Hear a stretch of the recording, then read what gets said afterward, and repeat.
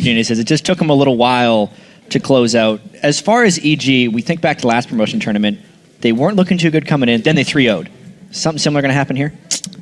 Yeah, I think they're actually going to 3-0 this time too, because just from watching that game, it just kind of makes me believe as well is that Cloud9 Tempest, they're kind of just a solo queue team. They're not really like a team. Like that's what I would say. I mean, as harsh as it is to say, EG just has like.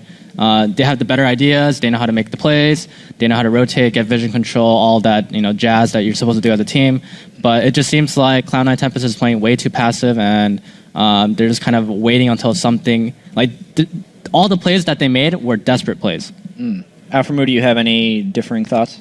I agree with Link that Cloud9 Tempest is really they just aren't taking initiative in their play, and they aren't taking the opportunities that EG presents with their positioning mistakes or errors that they make, and they're just waiting for them to run them over. Yeah, and in this game, Link, you were mentioning how the Jax versus Aurelia matchup swings so heavily on whoever gets the first kill, and we actually have a clip of the first kill. It was a double kill in the top lane, and after this, Inox was never the same. Yep. Just decided to destroy the game. If we can pull this clip up, I want you guys to talk to me about how this happened, because both junglers were in the position to gank top lane.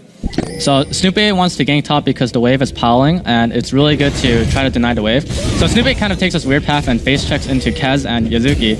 So right now they should win the 2v2 like Cloud9 Tempest, but Kez flashes forward into a Jax stun and gets insta-killed, and then Snoopy lives because he's Pantheon blocked. And because of this, and because he's Pantheon and they're Jax, they can easily dive the Aurelia under the tower 2v1. Do you think Yazuki should have backed away at this point? Yes, for sure. But he gets greedy and tries to make a really heavy play without Ignite, especially. And because of that, it's just going to snowball the Jax even more. And there's nothing that Aurelia can do at this point, because his tower is gone, Jax has TP and Pantheon ulti pressure, and because of this, Jax can just completely just roll the game. It's interesting because we mentioned how Cloud9 Tempest probably has the better individual players, but it's actually Snoopy that got out of position there. Was that just a miraculous play by Inox and Snoopy together to make that happen, or was it just the misplays of Cloud9 Tempest up top? Definitely the misplays of Cloud9 Tempest. They caught Snoopy face checking into a brush, and he should instantly die right there. And you shouldn't give up your positioning by flashing forward into two people and then dying. Yeah, definitely an unfortunate thing. And we were kind of talking about whether or not EG knows what to do with leads or not, because they did get a nice 5 kills in the blue buff jungle, and this was a nice play by Evil Geniuses. We can pull this one up as well. And after, Link, I kind of want you to both talk me through this, why this went so one-sided for Evil Geniuses. Jax is already snowballed ahead from top lane, so C9 is finally doing a desperate play right here where they're like, okay, we have to do something, guys. So I'll take Valks into Ori Ball right here, and Pobelter gets a good ulti on both of their carries, and then EG just really cleans up while Aurelia is trying to kill their backline. You can really see the power of Jax right here. He just kind of, he just stuns everyone with Pantheon, and they just kind of kill whoever's in front of them. Yeah, 8-0-9 is what Inox ended this game for on Jax. Is this going to be too much for Cloud9 Tempest to come back on, or do they still have a nice pull in this series? Because if they are the stronger individual team, they surely wouldn't make the 2v2 mistakes again. Once they're behind, it was very hard for them to come back strategically in this game. So I think it's going to come down to drafting. But I believe that since EG is on purple side, they're kind of at a disadvantage. And Cloud9 Tempest really has to make sure that they get a really big advantage with their blue side first pick. And they can definitely do it just by watching the picks and the drafting from this game. Like EG led up Soraka, so it shows that they don't care about it. So maybe Cloud9 can take them by surprise by banning Jax on blue side and then maybe first picking Soraka or something like that. So both teams also don't play Lee Sin, which is a really good jungler. So it's kind of interesting to see how what will happen. So I really think that Cloud9 Tempest, if they want to come back, they have to make the first move with the draft. Yeah, Lee Sin neither picked or banned.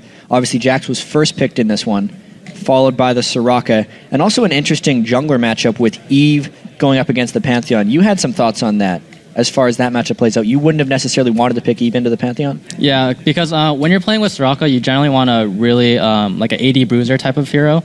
So it's something better to pick something that like goes in and that walks into their face, like Nocturne, Shyvana, and maybe it's partially because those Kha'Zix was banned, and maybe Kaz doesn't play Lee Sin as well, and Nocturne was banned as well.